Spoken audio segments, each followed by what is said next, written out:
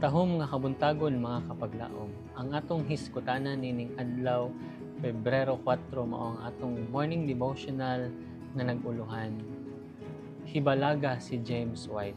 Ug ang atong teksto makita sa Jonas kapitulo 1 bersikulo 1 hangtod sa 3 nga nag-ingon.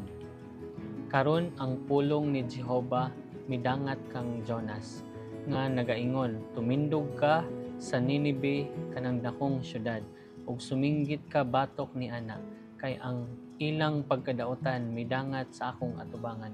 Apan si Jonas mitindog aron sa pagkalagyo paingon sa Tarses gikan sa atubangan ni Jehova. Ang uban kanato nakadungog sa tawag sa Ginoo sa pagwali sa pulong, apan dili ang tanan gusto moabot ni ana. Mao usab kadtong kang James White, ang ikaduhang tawo nga nakatabang sa pagtukod sa Seventh-day Adventism.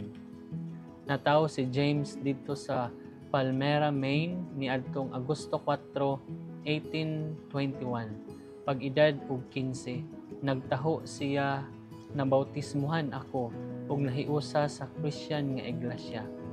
Apan sa panuigon nga 20, nalubong ako sa mainitong espiritu sa pagtuon sa tulunghaan sa pagtudlo ug pagbutang sa cross. Wala gayud ko moabot ngadto sa common nga sala sa pagpamalikas ug wala mogamit og tabako, tsa ug kape ug wala ako magainom og ilimnon nga makahubog. Oo, akong gihigugma kini nga kalibutan, labaw pa kaysa akong paghigugma kang Kristo ug sa sunod ug nagsimba sa edukasyon inay magsimba sa Dios sa langit. Nakadungog ang batan-ong James bahin sa milirismo apan nag-isip ni ana nga ihalas nga panatisismo. Ni ana nga kahimtang sa panghunahuna nakurat siya sa pagpaminaw sa iyang inahan nga iyang gisaligan sa dayag midapig sa doktrina sa pag-anhi. Wala siya makaandam sa kabug-aton niini tungod sa iya nga nahimo nga mga plano sa iyang kinabuhi. Apan dili siya makalikay sa iyang pagtuo sa mao nga kamatuoran. Sa akong pagbalik ngadto sa Ginoo, nagtaho siya uban sa kusganong pagbati nga kinahanglan akong biyaan ang akong kalibutanong mga plano ug akong ihatag ang akong kaugalingon ngadto sa buluhaton sa pagpasidaan sa mga tawo sa pagpangandam alang sa adlaw sa Dios. Nahigugma ko og mga libro sa kinatibuk-an apan sa akong kahimtang sa paglapas-lapas wala nay panahon nga gana sa pagtuon sa balaang kasulatan. Busa wala ko'y alamag bahin sa mga tagna. Sa dugang nga pagkatinuod, si James mibati nga nadani sa pagduaw sa iyang mga tinun-an nga iyang gitudloan sa usa ka lokal publiko nga tulunghaan. Nagampo ako nga makalingkawas niini nga buluhaton. Nagsulat ko apan walay naabot nga kahupayan.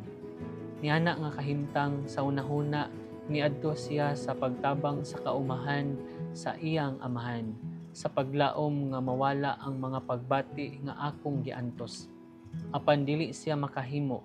Nagampo si James sa kahupayan apan walay miabot.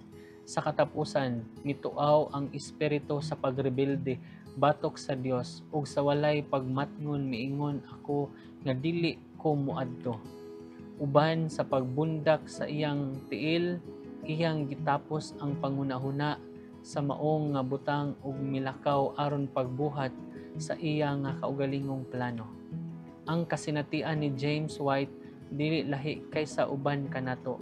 Atong nadungog ang tawag sa Dios sa pagbuhat niini o ni ana ug mubundak kita sa atong mga tiil ug mosupak.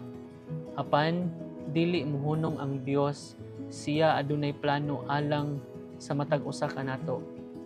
Unsa man ang iyang mga plano alang kanato karon, labaw pa ka mahinungdanon unsaon nimo pagtagad sa iyang kabubuton. Magampo ta mga kapaglaom. Among balaan nga Dios na naa sa trono sa langit, Kami magapangayo kanimo og kapasayloan sa daghang panahon. Kami mosupak sa imong mga plano. Sa daghang panahon adunay mga plano namo nga dili uyon sa imong kabubuton. Supak sa imong mga pamaagi. Pasayloa kami Ginoo kay among ginabaliwala ang tawag sa balang espiritu nga mosunod kanimo sa pagmantala sa maayong balita, sa pagpahibalo ngadto sa mga tao nga wala pa makabalo sa kamatuoran. Labaw sa tanan sa paghimo sa mga butang nga makahatag himaya kanimo. Ginoo, ikaw magapasaylo ka namo niini nga takna kay kami manlilapason sa imuhang mga sugo.